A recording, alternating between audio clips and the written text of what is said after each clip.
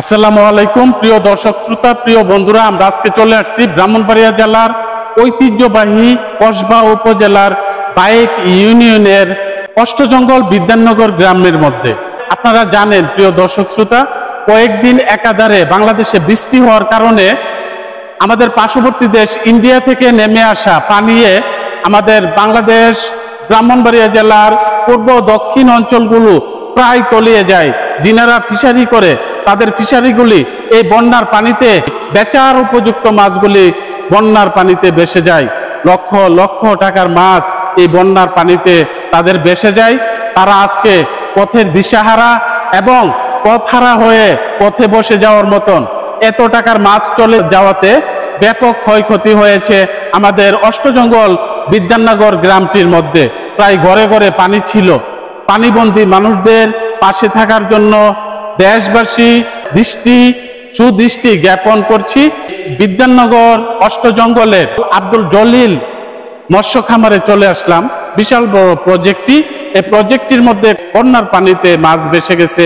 আজকে তারা যেছে এবং পার্টনারশিপ নিয়ে তারা এই বিজনেস প্রতিষ্ঠানটি মৎস্য চাষ করে বাংলাদেশের উত্তরোত্তর উন্নয়নের দিকে এগিয়ে যাচ্ছে এবং এই বিদ্যানগর অষ্টজঙ্গল আব্দুল জলিল মৎস্য খামারটি মৎস্য উন্নয়ন করে আমাদের মৎস্য অধিদপ্তরকে এগিয়ে নিয়ে যাচ্ছে। আজকে তারা দেশবাসীর উদ্দেশ্যে সুদৃষ্টি জ্ঞাপন করে কিছু উপস্থাপনা করবে। সঙ্গেই থাকুন। যারা দেখতেছেন আলু TV 96 YouTube channel, Facebook page, TikTok, smart TV, যেখান থেকে এই প্রোগ্রামটি দেখতেছেন, বন্যার্ত পানিবন্দী মানুষদের পাশে থাকার সবাইকে দৃষ্টি করছি এবং সবাই সবার পাশে থাকবেন। বিসমিল্লাহির রহমানির রহিম। আমি আব্দুল জলিল, পিতা মৃত জুলফু মিয়া, গ্রাম বিদ্যানগর, ডাকঘর বিদ্যানগর, আমার ইউনিয়ন বায়েক ইউনিয়ন, কসবা, ব্রাহ্মণবাড়িয়া ডিস্ট্রিক্ট। আমি আমার মৎস্য খামার উদ্দেশ্যে কিছু কথা বলবো। মহামান্য সরকারের উদ্দেশ্য করে আমরা আজ 50 বছর যাবৎ আমি এই দিঘি, আমার কিছু শেয়ারদার আছে, তাদেরকে সাথে নিয়ে আমি চাষবাস করে আসছি। আমার প্রথমত 2088 সনে আমার এই দিঘির ভিতরে প্রচুর পরিমাণ মাছ, এবং আমার একটা ধারণা ছিল ওই বছর 50 লাখ টাকার মাছ ছিল। আমার যে এই যে মাদ্রাসা, এই মাদ্রাসার এই পাশ দিয়ে একটা বিরাট বড় বাঙ্গেন্না পয়রা সেরে এই মাছগুলি আমার চলে যায়। তারপর আমরা এখান থেকে ঘুরে দাঁড়ানোর জন্য পরের বছর আবার ঋণ করে, এটা 2088 সনে প্রথম, 2088 বন্যায় প্রথম আমার এই মাছগুলা চলে যায়। তারপরে আবার আমরা ঘুরে দাঁড়ানোর জন্য আবার ব্যাংক থেকে ঋণ করে আবার মাছ চাষ করার জন্য আমরা উদ্যোগ নেই এবং মাছ চাষ করি।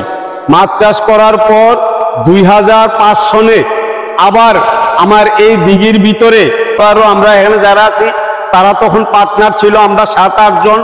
এই উদ্যোগে আমরা এই দিঘির ভিতরে মাছের চাষ করি এবং চাষ করার পরে মাছ পরিপূর্ণ অবস্থায় আমরা যখন মাছ বিক্রি করব, তথাপি এই সময় অবস্থায় আমার এই দিঘির ভিতরে দুষ্কৃতী একদল লোক আমার এই দিঘি বিষ দেয়।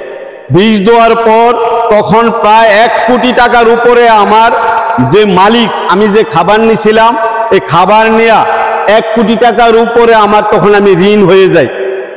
তারপর আবার ঘুরে দাঁড়ানোর জন্য আমরা এটার মধ্যে আবার চাষবাস করি। চাষবাস করার পরে আবার ঘুরে দাঁড়াই সেরা আবার আমরা এই লোকজন, আমরা যারা শেয়ারদার, আমরা শাশুড়ের তো ভাই ভাতিজা, আমরা সবাই মিলিত ভাবে আমরা 5 দাদার ওয়ারিশরা আবার 15 এটার মধ্যে মাছের চাষ করি। 2024-এ চাষ করে মাছ বেচার উপযোগী হয়। এমতো অবস্থায় ভারতের যে বাঁধ ভাঙ্গা পানি, এই পানি আইয়া রাতের অন্ধকারে রাতারাতি এগুলা তল পড়ে যায়। আমরা সবাই ঘুমন্ত অবস্থায় ছিলাম, যার কারণে আমরা মাছগুলা বাঁচানোর মতন আর কোনো পরিবেশ আমরা পাই। যাই হোক, আমরা অনেক ব্যাপক ক্ষয়ক্ষতি পরিমাণ আমরা অনেক হয়েছে, ঘর বাড়ি সবগুলো ডুবে গেছিল। আমরা বর্তমান সরকারের কাছে আকুল আবেদন করব, আপনি আমাদের দিকে যদি একটু সুদৃষ্টি করেন তাহলে আমরা পুনরায় আবার ঘুরে দাঁড়াইতে পারবো। না হয় আমরা পথে বসে যাওয়ার মতন অবস্থা আমাদের হয়ে গেছে। আমি মাননীয় সরকারের কাছে আরেকটি কথা আমি আকুল আবেদন করব, জোর গলায় দাবি করব। আমরা আগে যখন মাছের চাষ করছি 30,000 টাকা টন হিসেবে খাবার খাওয়াচ্ছি। বর্তমান যে মাছগুলো আমার চলে গেছে এটা 75,000 টাকা টন ছিল। সরকারের কাছে আকুল আবেদন করব যে আমাদের মাছের খাবার যদি আগের ন্যায় যদি আবার কমে যায়, তাহলে আমরা মাছ চাষ করে নিজেরাও লাভবান হব এবং জাতিকে সবাইকে আমরা মাছ খাওয়াইতে পারবো, কম দরে দিতে পারবো। সরকারের কাছে আমার এটা জোর দাবি থাকবে। আমি মৎস্যজীবীদের পক্ষ হতে আমি একটু আব্দুল জলিল একটু জোর গলা দাবি জানাচ্ছি বর্তমান সরকারের কাছে, যে আমাদের যে উপজেলার যে আমাদের মৎস্য কর্মকর্তারা আছেন, ওনারাকে বলবেন আমাদের দিকে যাতে একটু সুদৃষ্টি করে এবং আমাদের যে একটা ঋণের ব্যবস্থা করে দেন, স্বল্প লাভে যে একটা ঋণের ব্যবস্থা করে দেন, যাতে আমরা আবার ঘুরে দাঁড়াতে পারি। এই জন্য আমরা কৃতজ্ঞ থাকবো। আমি আরেকটু কথা বলি, না বললে নয়। আমি বর্তমান সরকারের কাছে একটু অনুরোধ করব, আমরা যে খাবারগুলা খাওয়াইয়া আমরা যে ঋণগ্রস্ত হয়ে গেছি, মালিক মহাজনকে আমরা যে টাকাটা দেনার হয়ে গেছি, এখন যদি বর্তমান সরকার আমাদের দিকে একটু সুদৃষ্টি না করে, আমরা কিছু অবস্থাতে ঋণ পরিশোধ করতে পারবো না। আর আমরা একটু সহযোগিতা করুক, আমাদের একটা স্বল্প লাভের ঋণের ব্যবস্থা করে দাও, তাহলে আমরা ঘুরে দাঁড়াইতে পারবো। আর আমাদের জন্য সরকার আপনারা সবাই একটু সুদৃষ্টি দেন, তাইলে আমরা ঘুরে দাঁড়াইয়া বাংলাদেশকে মৎস্য স্বয়ং সম্পূর্ণভাবে আমি সবাইকে এগিয়ে নিতে পারবো ইনশাল্লাহ। পরিশেষে বর্তমান সরকারকে আমরা ধন্যবাদ জানাচ্ছি, সুস্বাস্থ্য কামনা করে, এবং আমরা জাতিকে বলি আমাদের যে বর্তমান যে ক্ষয়ক্ষতি হয়েছে, এই ক্ষয়ক্ষতির জন্য আমাদের জন্য যাতে আমরা মৎস্য যে মাইর খেয়েছি, এই মাইরটা আমরা কাটিয়ে উঠতে পারি, ঘুরে দাঁড়াইতে পারি। এই জন্য আপনারা দেশবাসী আমাদের জন্য দোয়া করবেন। আলু টিভি 96 কর্তৃপক্ষকে আমরা ধন্যবাদ জানাই। ওনারা যে আমাদের এই খোঁজ খবরটা নিউজটা পরিচালনা করার জন্য ওনাদেরকে আমরা ধন্যবাদ জানাচ্ছি। পরিশেষে আমরা সবার বাংলাদেশকে সুন্দর এবং সুস্থ রাখার জন্য দোয়া করি। আপনারা সবাই আমাদের জন্য দোয়া করবেন ইনশাল্লাহ। আসসালামু আলাইকুম, খুদা হাফেজ।